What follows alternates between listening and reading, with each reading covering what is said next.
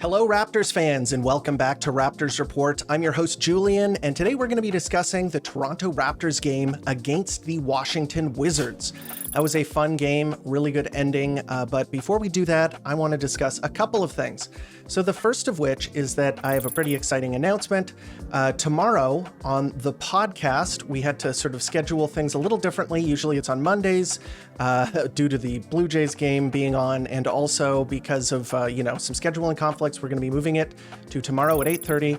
We have a really cool guest. You may know S, aka Esfandiar Baraheni. He is one of the rising stars in terms of basketball coverage. He's a writer and content creator for The Athletic. He's a sideline reporter for the CEBL. He is a host for Raptors Republic.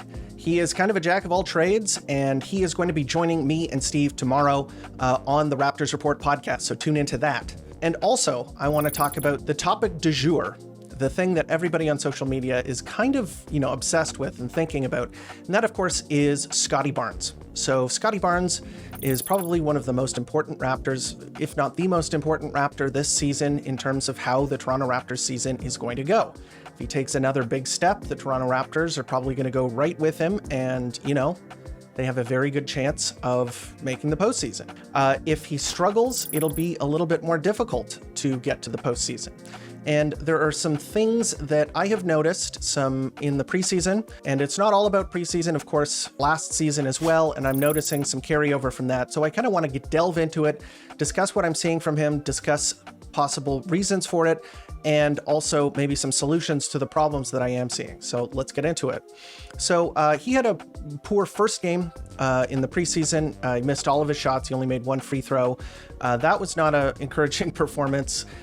He struggled again yesterday shooting-wise, and missed all of the threes that he took. And most of the criticism that I've seen online is really just surrounding his kind of lack of aggressiveness going to the rim, his inability to make shots on the perimeter, and that kind of thing. So one thing to point out here, very important, and I'm not going to fall into the trap of assuming that this is exactly how he's going to play during the regular season, because it is the preseason. And the preseason is when you try things out. You want to, see if you can add other elements to your game, practice things at live speed against a real opponent who are trying to take things away from you. It's a useful way to practice. And I don't think necessarily that everything I'm saying here is going to be a carbon copy of what's going to happen during the season, but we can only really examine the things that are in front of us, the things that we can see. So I'm going to do that. I'm going to talk about what I've seen so far in the preseason. So his lack of drive and aggressiveness going to the rim is concerning. Another thing is that the burst that I saw from him earlier in his career, when he caught the ball going to the basket, he seemed a lot springier. He seemed like he was able to rise up a little bit more effortlessly and finish that way. He looks a little bit more ponderous. I'm not sure whether that has anything to do with his ankles, which have been an issue for him over his career, whether the extra bulk on his frame is sort of limiting that, but that is important to point out, is that I don't think that he is, as athletic or springy going to the basket. That's just a little thing that I've noticed. Last season, one of the things that he added to his game was a mid-range pull-up shot that I think was pretty much the bread and butter of his offense for the second half of the season. And he made a good deal of those shots and was able, actually look pretty good, kind of pulling up in that range, going from a live dribble into a pull-up shot. I think it was a decent shot for him, and he has been using that in the preseason. And in fact, in last game, he hit a couple of those shots. So that is decent, and I think it's a good fallback option for when the driving lanes are closed. But I think that it should be a fallback option. And right now, it seems like it's the option that he chooses over going to the basket. So that's something that I think the priorities and maybe the process needs to be adjusted. There were a couple of possessions last night when Scottie Barnes was being guarded by Corey Kispert. Corey Kispert is a shooter. He is a specialist. He is not a very good defender. He is not as big as Scottie Barnes. Scottie has a number of advantages over him physically, and it seemed like he was kind of settling to shoot mid-range jump shots over Corey Kispert. One of them was, there was plenty of help defense behind him. He was pulling up, and I think it was a decent shot. I don't think that one necessarily needed work, but there were a couple of possessions where he could have really just gone kind of through Corey Kispert, gone around him, used his physicality. but he didn't, and he kind of settled or faded away. That's not encouraging. I would obviously like to see him take advantage of matchups where he has the physical advantage. The good news, so we'll have a little oasis here of positivity, because, you know, I don't want this to sound like I'm hating on him, because he has some very, very strong elements to his game. So first of all, the defense is still looking elite. He looks like an excellent multi-positional defender who can do many, many things and do many things at an elite level. He's generating a ton of turnovers. Yesterday, he had 3 steals. He plays in the passing lane really well.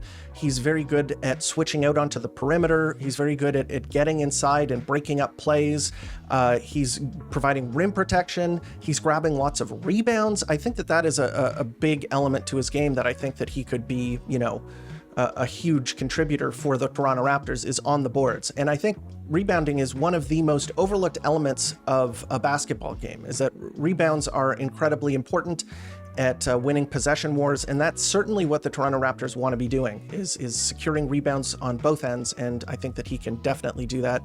He looks a lot stronger. There's a two-sided coin here. I was mentioning his kind of lack of explosiveness, jumping when he wants to finish in the paint.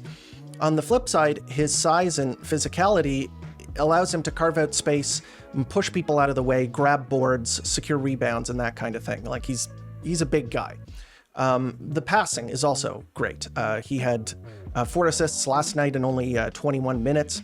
He does make good plays, and he does have a good sense of where other players are on the court, and he does have a good package of passes, bounce passes, one-armed passes, no-look passes. I think that he is a good passer, and I think that a lot of the passes that I've seen in assists have come from him being more of a connector than a creator. And the difference there is that a creator is sort of able to start a possession kind of from a neutral position, generate the basket pretty much by yourself. Whereas a connector doesn't do as much of the sort of breaking the defense down. A connector is more about kind of finding your teammates in their spots, making good passes, accurate passes, without generating an advantage. Now, when it comes to kind of the regular season, because this is all stuff that I've seen in the preseason, he's only played 1 game with Brandon Ingram in the first game, and it wasn't a great showing for him, but I want to see more reps with Brandon Ingram, because I think that all of the criticisms that I have for his game will be mitigated if he plays off of the strengths of Brandon Ingram. So I don't mind when Scottie takes occasional spot-up threes. His accuracy was poor last season, and it's not good again this preseason, but he did have success last season when he was a standstill spot-up shooter. And I think that he should generally be trying to shoot more of the shots from the corner and taking them as a result of other people's creation, rather than trying to, using it if somebody sags too far off of him. That is something that I just haven't seen him be accurate with that shot. I feel like he thinks that he should be taking that shot when other teams sag off of him at the 3-point line, but that's kind of a symptom of a bigger problem. So I think generally the criticism that I have is essentially that he is taking too many perimeter shots and not enough shots at the rim. And there are a couple of thoughts that I have on why that's happening. First of all, let's talk about workload. I think his workload on defense is very high. A guy who makes plays on the perimeter has to rotate out, X out, contest shots outside and at the rim, play help defense, generate steals. He has a lot of responsibilities on that end. And asking him to play that role and then also drive inside and bang inside every possession, it's going to be difficult. And I understand why he wants to take more jump shots, because it's a little easier for him. Secondly, I don't think that his handle is strong enough.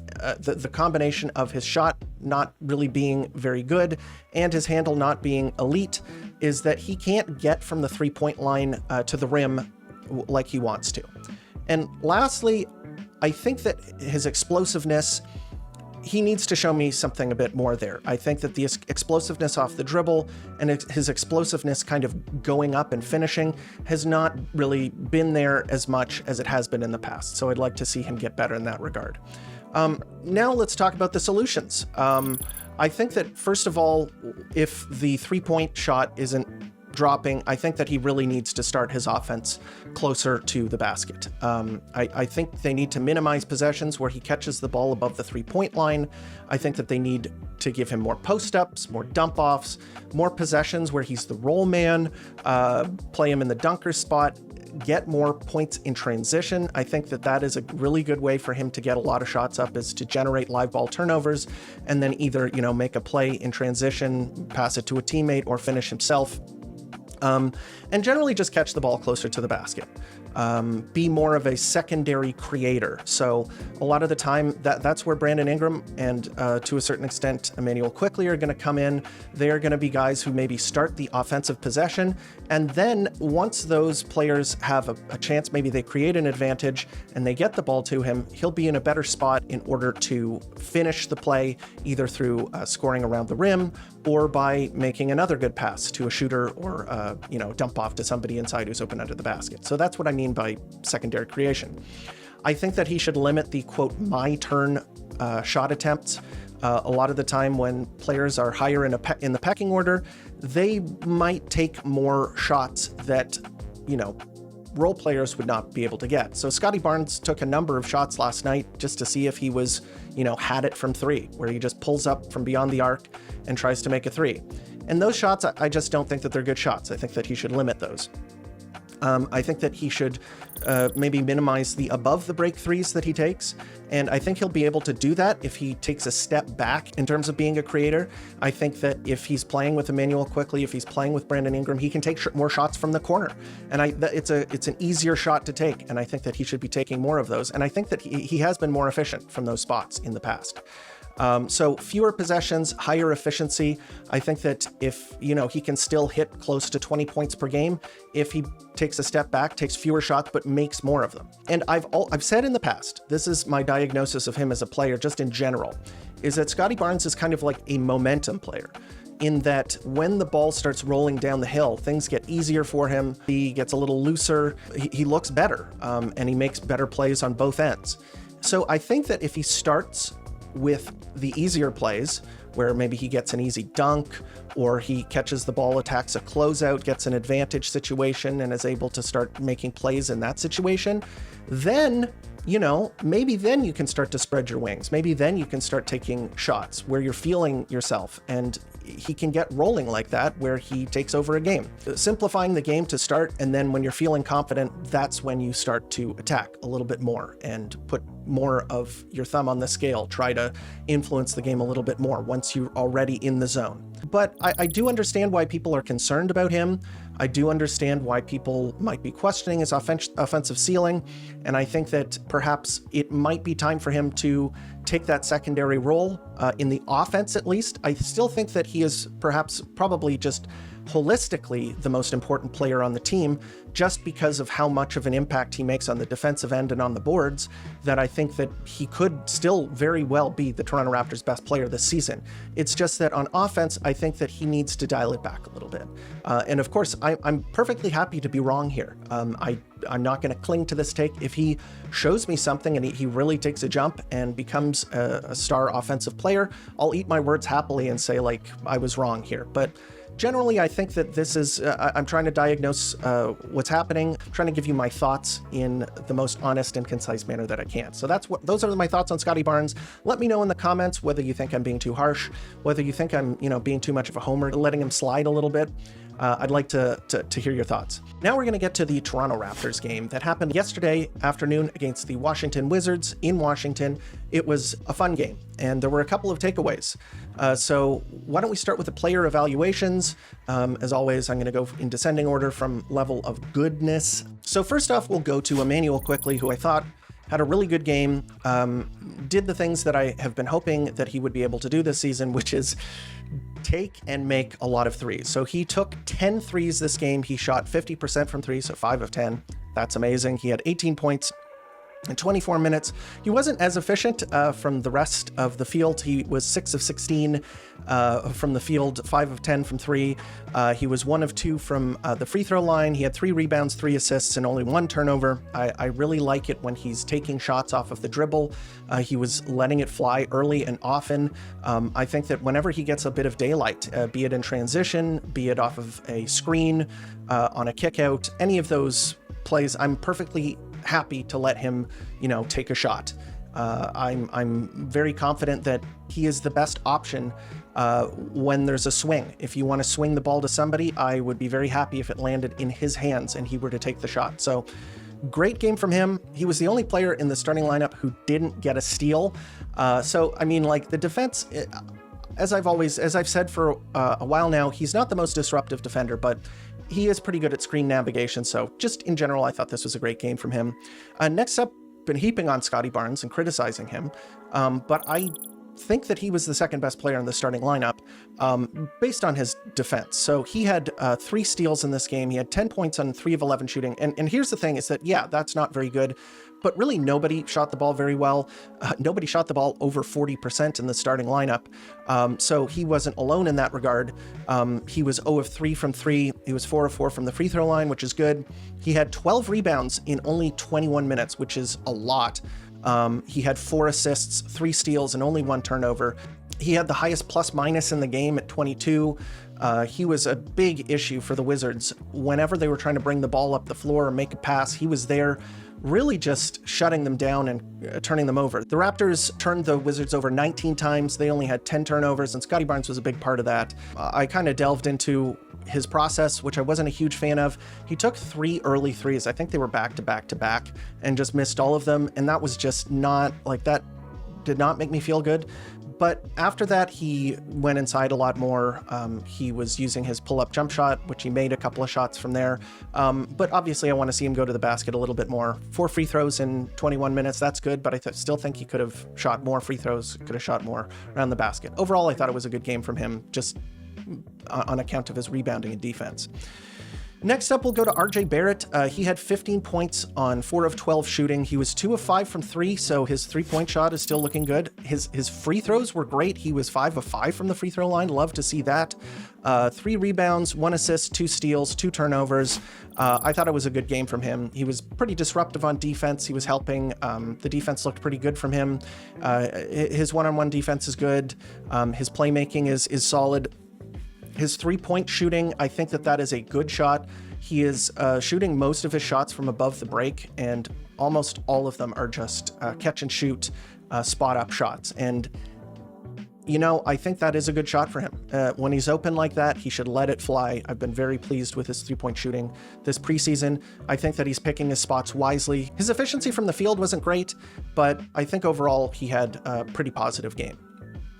Next up, we'll go to Jacoby Walter. Jacoby Walter really struggled in the first half shooting the ball. His defense is really good. He had 2 steals as well this game. Just another guy who, made life hell for the opposing ball handlers on the Wizards. 10 points, 3 of 10 shooting, 1 of 6 from 3. So he was really struggling until the fourth quarter. And then he made a and one 3-point shot, which is a huge relief. He was getting very frustrated. He missed a 3-point shot, and when he got the ball back after, I believe there was a foul on another player, he angrily slapped the ball and looked kind of upset with himself. So it's good to see him make a 3. So, you got the monkey off of his back a little bit. He was 3 of 3 from the free throw line, 4 rebounds, 2 assists, 2 steals, 1 turnover. Good defense. The efficiency is a bit of a concern. The 3-point shooting is also a bit of a concern. I think that if he wants to get minutes this year, he has to be a 3-and-D guy. The D is there, the 3, that's still a question mark. He's a little limited in what he can do on the offensive end, but I thought it was an okay game from him.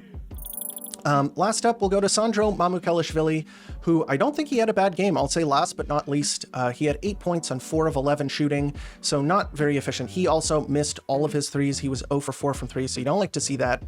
But on the flip side, I thought that he did some good things defensively and good things in the paint.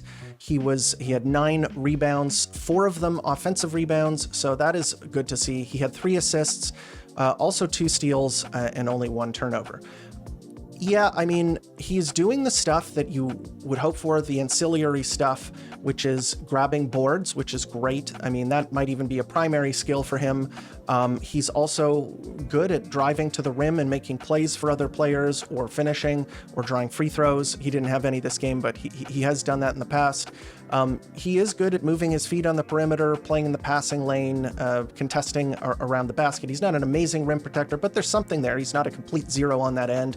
And he has decent instincts. He's just not big enough really to challenge shots that much, but he is putting in an effort on that end. And but when it comes down to it, I mean, he's a stretch big, and you would hope that he would make some of his threes. So he started out gangbusters in that respect in his first game, and it's been all downhill from there. He hasn't made many threes since that point, but it is a very high variance skill. 3-point shooting waxes and wanes. You can go, 50% like Emmanuel quickly did this game, and then 20% the next game.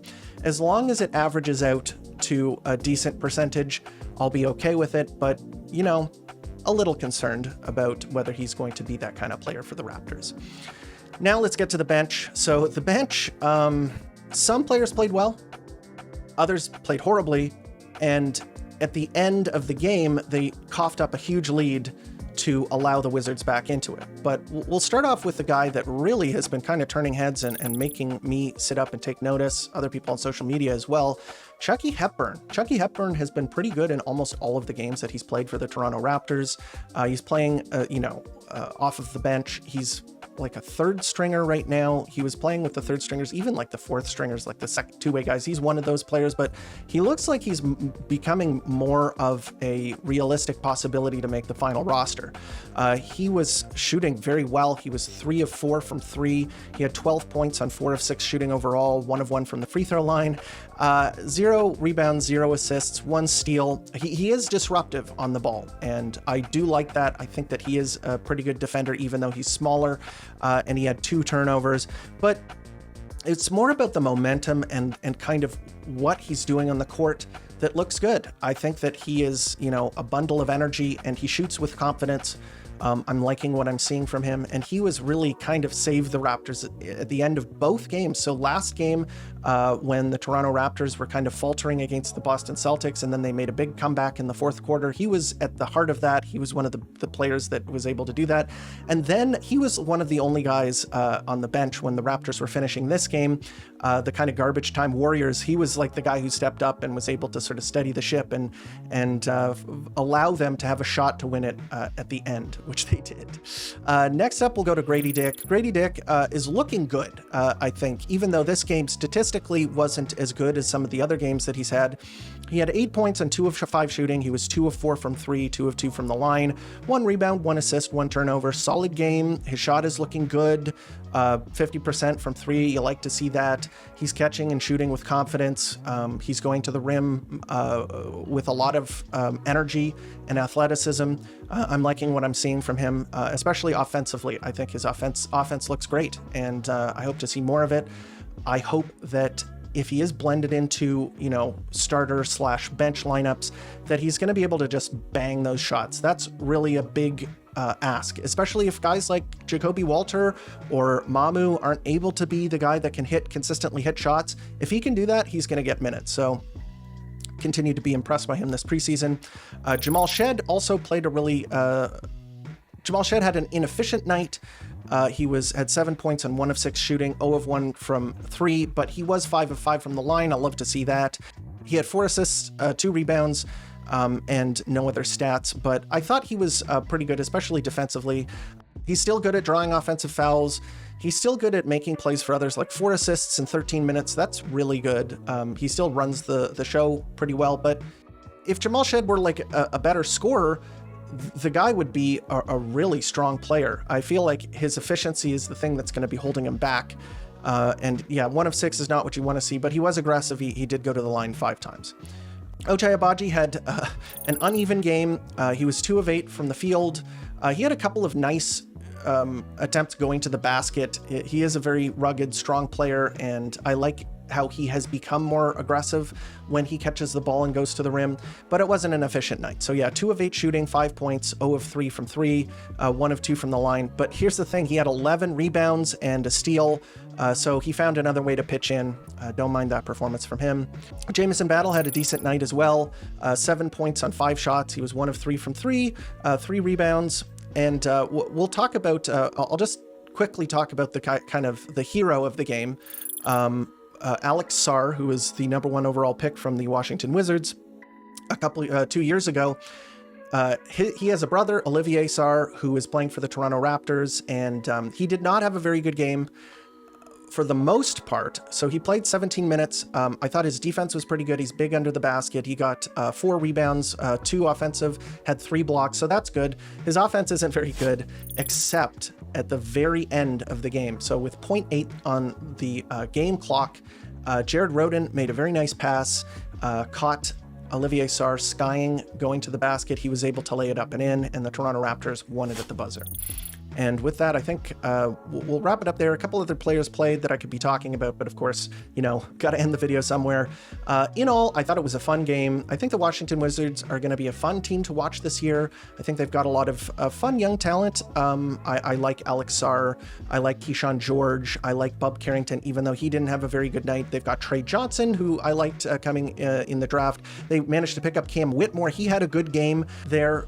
They might be a good league pass team to watch, but the Toronto Raptors are a bit too much for them, especially the starting lineup, who just, like, you know, forced them into a gazillion turnovers. So that is pretty much the name of the game. So next up, the Toronto Raptors will have a rematch against the Boston Celtics on Wednesday at 7:30. I'm not exactly sure what to expect, who is going to be healthy, who's going to be, you know, on the injury reserve list. Hopefully we get to see Scottie Barnes play with Brandon Ingram. CMB is obviously, he's out with an elbow thing that I don't think is too serious, but, you know, rest up, rookie. I want to see you during the regular season. But yeah, that should be a good test for them. I like the first game that they played, and maybe we'll be able to see another dub against the dreaded nemesis Boston Celtics. In any case, that is the video. I hope you enjoyed. I will mention one more time to join us again tomorrow, Tuesday night at 8:30, when Steve and I are able to talk to S. Baraheni, and I am really excited to have him on the pod. And also, please join the Discord. There more and more people are joining the Discord. We've got dozens of people in there already.